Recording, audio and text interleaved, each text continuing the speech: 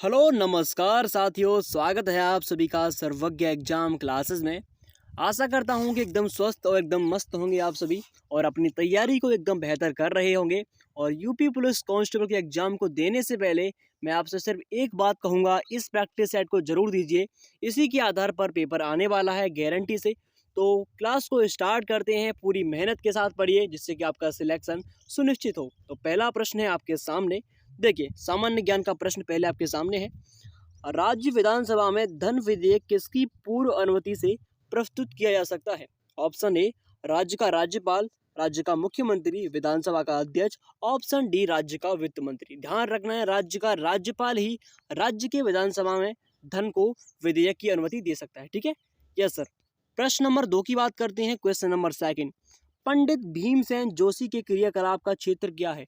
यानी कि पंडित भीमसेन जोशी किस क्षेत्र संबंधित है? ऑप्शन ए साहित्य, ऑप्शन बी शास्त्रीय संगीत, सी शिक्षा और डी पत्रकारिता। ध्यान रखना है, जो पंडित भीमसेन जोशी हैं वो शास्त्रीय संगीत यानी कि संगीत के क्षेत्र से संबंधित है। महत्वपूर्ण प्रश्न बनता है आपकी परीक्षा की दृष्टि से। तीसरा प्रश्न अति महत्वपूर्ण, त्रिभाषा सूत्र की सिफारिश किस समिति ने की थी? तो याद रखना है, काटोरी समिति द्वारा। जो काटोरी समिति का संबंध किससे है? त्रिभाषा सूत्र की सिफारिश। ठीक है, समिति जो संबंधित है। प्रश्न नंबर 4 की बात करते हैं। भोपाल गैस त्रासदी किस वर्ष घटित हुई थी? जो भोपाल गैस त्रासदी क्या है सर? ये भोपाल में होने वाली एक घटना है, जहाँ तक कि एक फैक्ट्री थी, उसमें एक अचानक रात में जो ब्लास्ट यानी कि आग लग गई, जिससे कि उसमें कई हजार मजदूर मारे गए। तो ये घटना कब हुई थी? 1984 में ये घटना घटित हुई थी। महत्वपूर्ण प्रश्न आपकी परीक्षा के लिए। प्रश्न नंबर 5 देखते हैं। देखिए सभी प्रश्न महत्वपूर्ण हैं, एक बार इस पूरे प्रैक्टिस सेट को लगाइए और आनंद ही आनंद पाइए। प्रश्न नंबर 5, अर्थशास्त्र की रचना किसने की थी? तो ध्यान देना है, अर्थशास्त्र की रचना कौटिल्य ने की थी, जिन्हें हम कहते हैं विष्णुगुप्त। चाणक्य भी इन्हीं को कहते हैं। महत्वपूर्ण प्रश्न बनता है। ठीक है, जो कि जो चंद्रगुप्त मौर्य थे उनके गुरु थे। ठीक है, और इन्हीं की पुस्तक का नाम आपको कमेंट सेक्शन में बताना है कि पुस्तक क्या है। अर्थशास्त्र इन्हीं की पुस्तक है, ध्यान रखना है। प्रश्न नंबर 6 की बात करते हैं। निम्नलिखित में से किसे time person of the year 2017 में चुना गया? ठीक है, अब इनका नाम क्या है आपको बताना है। तो याद रखना, इनका नाम है the silence breakers. Silence breakers को ही 2017 में time person of the year पुरस्कार मिला था। ठीक है, जी हाँ सर। नेक्स्ट क्वेश्चन आप सभी के समक्ष रखता हूं। देखिए अगला प्रश्न, पुस्तक कौन सी? किस ऑफ लाइफ, इसके लेखक कौन है? किस ऑफ लाइफ पुस्तक के लेखक कौन है? याद रखना है, महत्वपूर्ण प्रश्न। इमरान हाशमी जी किस ऑफ लाइफ के पुस्तक के लेखक हैं। अगला 8वां प्रश्न, विश्व जल दिवस कब मनाते हैं? 22 मार्च को मनाते हैं विश्व जल दिवस। और याद रखना है, 22 अप्रैल को मनाते हैं विश्व पृथ्वी दिवस और 22 मई को मनाते हैं विश्व जैव विविधता दिवस यानी कि वर्ल्ड बायोडाइवर्सिटी डे। ओके, इतना क्लियर? जी हाँ सर। क्वेश्चन नंबर 9 की बात करते हैं। देखिए आगे समझिएगा, इसका प्रश्न आपको कमेंट सेक्शन में देना है मुझे। इनमें से कौन सा सुमेलित नहीं है, यानी कि इनमें से ऐसा कौन सा विकल्प है जो एक दूसरे से मिलान नहीं खाता है? ठीक है, प्रश्न नंबर 10, भारतीय संविधान में किसकी सिफारिशों पर मूल कर्तव्यों को सम्मिलित किया गया था? मतलब उस समिति का क्या नाम है? ठीक है, तो याद रखना है आपको, उस समिति का नाम है सरदार स्वर सिंह समिति। 42वां संविधान संशोधन 1976 में इस समिति के दौरान मौलिक कर्तव्यों को जोड़ा गया था। वर्तमान में कितने मौलिक कर्तव्य हैं? 11। ठीक है, जो 11 वाला है वो शिक्षा संबंधित है, जिसका नाम 86वां संविधान संशोधन जोड़ा गया था 2002। ठीक है, याद रखना है, महत्वपूर्ण पॉइंट। अगला प्रश्न 11, देखिए निम्नलिखित में से कौन सा युग्म सुमेलित नहीं है? ऑप्शन ए झीलों की भूमि, फिनलैंड, सही है बिल्कुल। झीलों की भूमि किस देश को कहते हैं? फिनलैंड को कहते हैं। सफेद हाथियों की भूमि, अर्जेंटीना, गलत है। जो सफेद हाथियों की धरती है या फिर भूमि है उसे हम कहते हैं थाईलैंड, जिसकी राजधानी बैंकॉक होती है। ठीक है, गोल्डन पैगोडा का देश म्यांमार, सही है। उगते सूर्य की भूमि जापान, एकदम करेक्ट है। तो हमारा ऑप्शन कौन सा हो गया? ऑप्शन बी एकदम सही है, जो गलत है। ठीक है, यस। 12, क्वेश्चन नंबर 12 देखते हैं। निम्नलिखित में से कौन रासायनिक उर्वरक का घटक नहीं है? इसका आंसर कमेंट सेक्शन में जरूर दीजिएगा। देखिए 13 गदर पार्टी का संस्थापक कौन था? ठीक है, बहुत ही महत्वपूर्ण प्रश्न बनता है। तो इसके जो संस्थापक थे उनका नाम है लाला हरदयाल। लाला हरदयाल जी हैं जो इस संस्था के संस्थापक थे। ठीक है, अगले प्रश्न की बात करते हैं। नेक्स्ट देखिए 14 शीत युद्ध संदर्भ में निम्नलिखित घटनाओं को कालक्रमानुसार व्यवस्थित कीजिए। आपको इसका आंसर भी कमेंट में जरूर देना है। ठीक है, इन सभी को क्रम में लगाकर। हमें भी तो मालूम पड़ा कि आप कितने अपनी सिलेक्शन के नज़दीक हैं। ठीक है, 15 निम्नलिखित गैसों में कौन सी गैस एक ग्रीन हाउस गैस नहीं है? तो कार्बन डाइऑक्साइड एकदम गैस है जो कि एक कौन सी ग्रीन हाउस गैस है। नाइट्रोजन भी है, मीथेन भी है, लेकिन ऑक्सीजन नहीं है। ठीक है, अगला 16 सवाल, भारत का प्रथम विधि अधिकारी कौन होता है? विधि अधिकारी महत्वपूर्ण प्रश्न बनता है परीक्षा की दृष्टि से। तो विधि अधिकारी कौन होता है सर? विधि अधिकारी होता है अटॉर्नी जनरल, यानी कि भारत का महान्यायवादी। ठीक है, जो कि आपको आर्टिकल कौन से में आता है आपको बताना है। ठीक है, आर्टिकल 76, भारत का अटॉर्नी जनरल, भारत का एक महान्यायवादी। अगला प्रश्न 17, निम्नलिखित में से कौन सा तत्व सोलर सेल में उपयोग किया जाता है?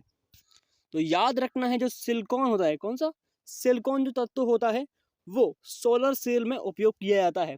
और एक बात याद रखनी है, इसी सिलिकॉन से चिप बनती है। आप जानते होंगे चिप होती है सिलिकॉन की बनी होती है। ठीक है, अगला प्रश्न 18, किसी देश के यूरोपीय संघ से अलग होने की प्रक्रिया किस संधि के 50वें अनुच्छेद के प्रावधानों के अनुसार प्रारंभ होती है? महत्वपूर्ण प्रश्न आप सभी के लिए, और इसका आंसर आपको देना है कमेंट में, जल्दी दीजिए। ठीक है, 19 क्वेश्चन नंबर, व्यष्टि अर्थशास्त्र और समष्टि अर्थशास्त्र शब्दों का निर्माण किसने किया था? तो याद रखना है अल्फ्रेड मार्शल जी ने व्यष्टि अर्थशास्त्र और समष्टि अर्थशास्त्र का निर्माण किया था। अगला प्रश्न 20, ड्रेन ऑफ वेल्थ नेशन का सिद्धांत किसने प्रतिपादित किया था? बहुत ही महत्वपूर्ण प्रश्न है आपके समक्ष। तो दादा भाई नौरोजी हैं जिनकी ड्रेन ऑफ वेल्थ का जो सिद्धांत, जो theory of drain of wealth, इन्होंने ही जारी की थी। ठीक है, 21 क्वेश्चन नंबर, संसार की छत किसे कहते हैं? सबसे सरल और महत्वपूर्ण प्रश्न। तो याद रखना है संसार की छत कहते हैं पामीर की पठार को। किसे? पामीर की पठार, पामीर नोट। ठीक है, हरमनप्रीत कौर किस खेल से संबंधित है? टेनिस, हॉकी, निशानेबाजी। तीनों की तीनों गलत, क्रिकेट सही है। जो हरमनप्रीत कौर जी हैं वो क्रिकेट से संबंधित है। अगले प्रश्न की बात करते हैं, क्वेश्चन नंबर 23। देखिए, निम्नलिखित कथनों पर विचार कीजिए। अंतर्राष्ट्रीय मानकोकरा संघ ISO का मुख्यालय रोम में है? बिल्कुल नहीं सर, जिनेवा स्विट्जरलैंड में ISO का मुख्यालय है, हेडक्वार्टर। ठीक है, दूसरा देखते हैं, ISO 9000 गुणवत्ता प्रबंधन तंत्र और मानकों से संबंध है? जी हाँ सर, बिल्कुल सही प्रश्न एकदम। तीसरा, ISO 14000 पर्यावरण प्रबंधन तंत्र मानकों से संबंध है? बिल्कुल, ये भी प्रश्न सही है, यानी कि दोनों सही है, पहला गलत है। लेकिन इसके बारे में थोड़े से ऑप्शन देखते हैं। ठीक है, यहाँ पर देखिए ऑप्शन, जैसे कि 1 और 2 ये गलत, केवल 3 ये गलत, कोई भी नहीं ये भी गलत, 2 और 3 एकदम सही आंसर है, याद रखना है। 24 देखते हैं, भारत में पर्यावरण निशान का चिन्ह क्या है? सबसे महत्वपूर्ण प्रश्न जो कि पूछा जा चुका है पहले एग्जाम में। तो याद रखना है जो मिट्टी का बर्तन है वो भारत में पर्यावरण निशान का चिन्ह है। अगर मैं पूछूं पर्यावरण दिवस कब मनाते हैं, तो याद रखना है पर्यावरण दिवस मनाते हैं 5 जून को, और 1972 में इसकी पहली बैठक हुई थी। ठीक है, अगला प्रश्न, राज्य मानवाधिकार आयोग के अध्यक्ष की नियुक्ति कौन करता है? राष्ट्रपति, प्रधानमंत्री, राज्यपाल, मुख्यमंत्री। जो राज्य मानवाधिकार आयोग होते हैं उनकी नियुक्ति कौन करता है? राज्यपाल। ठीक है, इतना समझ आ गया? जी हाँ सर।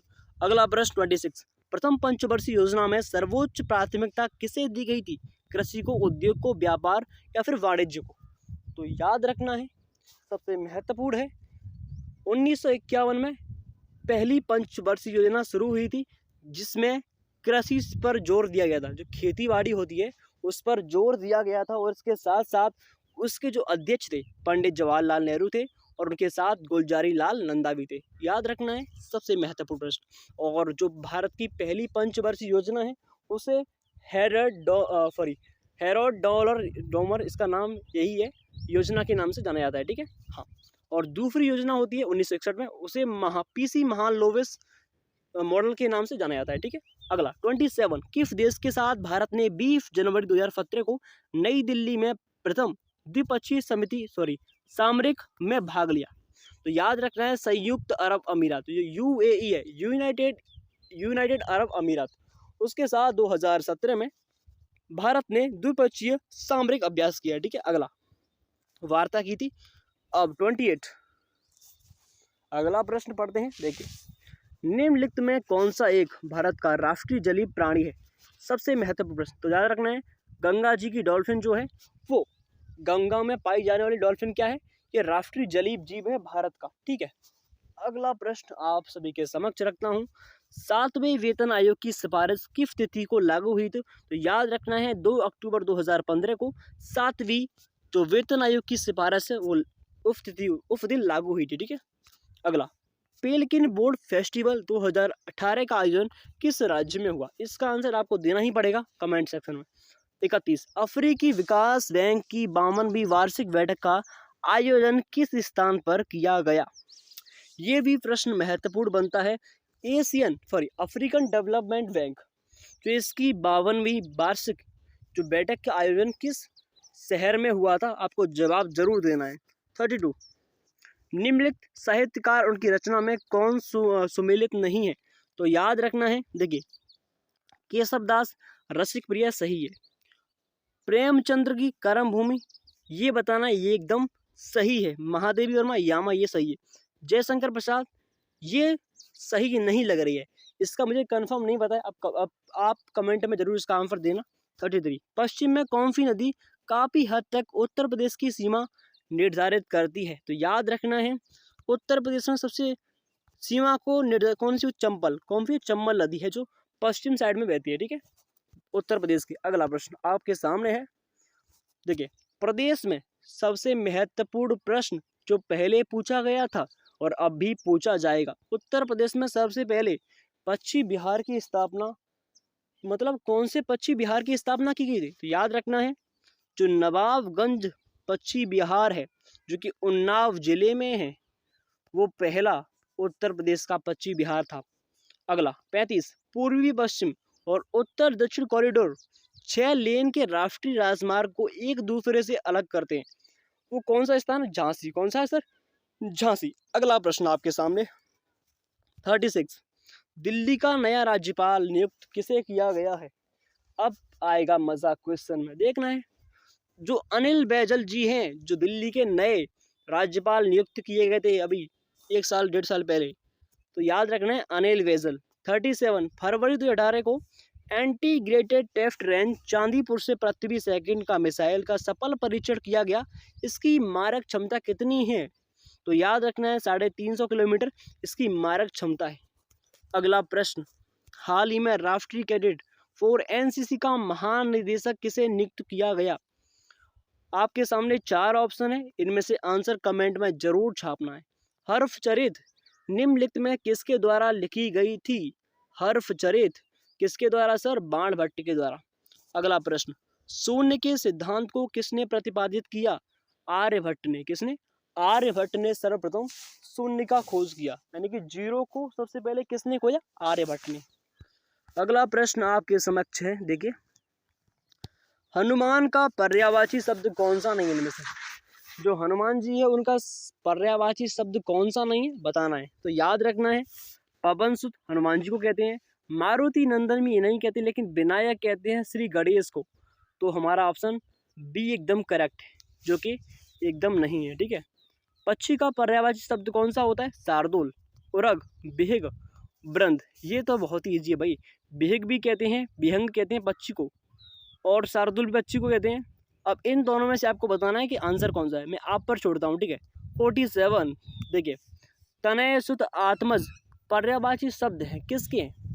देखिए, तनय कहते हैं पुत्र, सुत कहते हैं पुत्र, आत्मज कहते हैं बेटा पुत्र, ठीक है, तो ये पुत्र के पर्यायवाची हैं। अगर मैं इन सब में आ जोड़ता हूँ यानी कि तन, तो तनया होगी पुत्री। सुत, अगर यहाँ मैं सुता करता हूँ फुता, तो यानी कि पुत्री। आत्मजा यानी कि पुत्री, ठीक है, तो पुत्री की हो जाएंगी। अगला देखते हैं 48। जब वाक्य में एक समान अधिकरण का प्रयोग होता है तो किस विराम चिन्ह का प्रयोग करते हैं? मतलब कि जब एक समान अधिकरण का प्रयोग हो तो किसका चिन्ह करते हैं? अल्प विराम, अर्ध विराम, संकेत चिन्ह, लाघव चिन्ह। इसका आंसर आपको देना ही देना है। देखिए अगला क्वेश्चन आपके सामने 40। मिश्रित तथा संयुक्त वाक्यों में विरोध का भाव प्रकट करने के लिए किस विराम चिन्ह का प्रयोग करते हैं? मतलब जो हमारा वाक्य है वो मिश्रित हो और संयुक्त हो तो किस प्रकार के विराम का प्रयोग करते हैं? योजक का तो बिल्कुल भी नहीं करेंगे, ठीक है, कोष्टक का भी नहीं करेंगे, उपविराम का भी नहीं करेंगे, तो अर्धविराम सही आंसर, ठीक है। अगला दुष्कर में कौन सा उपसर्ग है? तो दुष् है वो एकदम सही आंसर है, ठीक है। 51 निम्न में से किस उपसर्ग का अर्थ विशिष्ट या भिन्न है? देखिए सबसे भिन्न देखना है हमें। देखिए विशिष्ट एकदम गलत आंसर है, यही सही है, क्योंकि विष भी होता है, विष भी होता है, लेकिन ये भी होता है, लेकिन ये नहीं होता है, ठीक है। अगला 52 निम्न में से किस में निर उपसर्ग का प्रयोग नहीं है? निर्जीव, निर्धन, निरोग, इसमें निर का उपयोग नहीं है, तो एकदम करेक्ट आंसर है। अब आगे देखिए चौपाई में कौन सा उपसर्ग प्रयोग किया जाता है? हिंदी, विदेशी, संस्कृत। तो कमेंट में इसका आंसर जरूर देना है। निम्नलिखित में कौन सा वाक्य शुद्ध है? तुम्हारे से कोई काम नहीं हो सकता, गलत। नेताजी की मृत्यु क्षोभजनक है। आगे देखते हैं फलों का विक्रेता मुझे प्रतिदिन फल दे जाता है। दिन भर वह कड़े परिश्रम, ये भी गलत। अब देखना है इन दोनों में से, फलों का विक्रेता मुझे प्रतिदिन फल दे जाता है, ये गलत, ये सही है। नेताजी की मृत्यु क्षोभजनक है, नहीं ये भी गलत, ये सही है, सी, ठीक है। अगला निम्नलिखित में कौन सा वाक्य अशुद्ध है? तुम्हारे माता पिता क्या काम करते हैं? उसने अपनी बात धीरे से बताई। गर्मियों की एक बात सुनाता हूँ। तुम्हारे घर, ये गलत है। तुम अपने घर चले जाओ होता, लेकिन तुम्हारे घर का है, तो एकदम गलत, ठीक है। हाँ भाई आगे देखते हैं, आगे पढ़ने वाले हैं। देखिए अगला प्रत्यक्ष को प्रमाण में आवश्यक, गलत। प्रत्यक्ष के प्रमाण की गलत, प्रत्यक्ष को प्रमाण की आवश्यकता नहीं, सही है। प्रत्यक्ष को यानी कि जो आपने समक्ष देखा है उसको किसी प्रमाण की आवश्यकता नहीं है, ठीक है। अगला बारहसिंगा शब्द में समास कौन सा है? बारहसिंगा, पहले कितना है? 12, तो इसमें कौन सा समास होगा? बारहसिंगा। अब बताना है आपको इसमें कौन सा समास है। बारह सिंगों वाला कौन सा होगा? अर्थात बारहसिंगा। कर्मधारय अव्ययीभाव द्वंद, ठीक है। इसका आंसर कमेंट सेक्शन में जरूर देना है। कर्मधारय समास का उदाहरण कौन सा है? देखिए श्वेत पत्र यानी कि सफेद, जिसका पत्र है सफेद, ये सही है। अब सब कैसे पहचानेंगे कि इसमें कर्मधारय समास है? तो याद रखना है कर्मधारय समास में जो पहला पद होता है वो विशेषण होता है, यानी कि एक दूसरे की विशेषता बताते हैं। यानी कि श्वेत कहते हैं सफेद, कौन सफेद है? पत्र, तो एक दूसरे की विशेषता बता रहे हैं, जी हाँ सर, तो वो एकदम कर्मधारय समास होता है। अगर बात करें नीलकंठ, इसमें बहुब्रीहि समास है, ठीक है। कौन सा? बहुब्रीहि। अब बहुब्रीहि कैसे है? यानी कि जिसका अर्थ कुछ अलग अर्थ बनता है, जिसका हम संधि करते हैं इससे अलग, जैसे कि नीला है कंठ, जिसका अर्थ नीला है कंठ अर्थात भगवान विष्णु, जिससे कोई एक नया शब्द बनता है, ठीक है। अगला परमानंद, जिसमें आगे उपसर्ग लगता है, वो कौन सा होता है? वो होता है अव्ययीभाव समास। परमानंद यानी कि परम धन आनंद, तो आगे जो परम है वो हमारा एक उपसर्ग है, तो परम धन आनंद, एक सिंपल लॉजिक, ठीक है। अगला प्रश्न आपके सामने, निम्नलिखित में कौन सा समास नहीं है? देखिए कर्म कारक कोई समास नहीं होता है, आप जानते हैं, तो एकदम सही है। किस समास में दोनों पद प्रधान होते हैं? अभी हमने पढ़ा था, किस समास में दोनों पद प्रधान होते हैं? द्विग होता है जिसमें संख्या आती है, बहुव्रीहि होता है जिससे एक नया अर्थ बनता है, द्वंद्व होता है जिसमें एक चिन्ह आता है योजक, तो तत्पुरुष एकदम सही। बीभत्स रस का स्थायी भाव, देखिए उत्साह किसका होता है? वीर का। शोक किसका होता है? करुण का। तो विवश क्रोध का होगा, ठीक है। विवश क्रोध, सॉरी विवश का क्या होता है? जुगुप्सा होता है, तो इनमें से कोई नहीं, एकदम सही। अगला